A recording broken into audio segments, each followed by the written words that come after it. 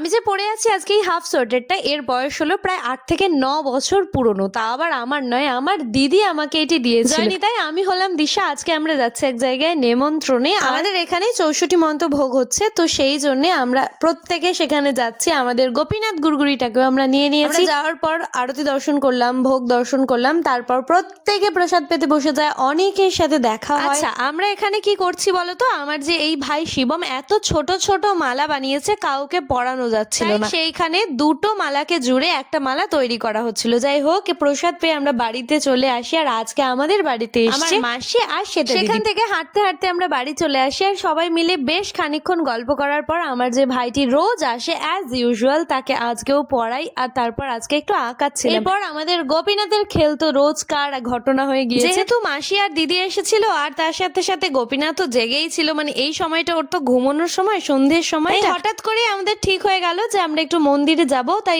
চলে আসি মন্দিরে দর্শন করতে। এই সময় আমার বোনেরও আসার ইচ্ছে ছিল, কিন্তু ওর যেহেতু পড়া ছিল তাই ওকে আর আনা হয়নি। আজকের জন্য টাটা।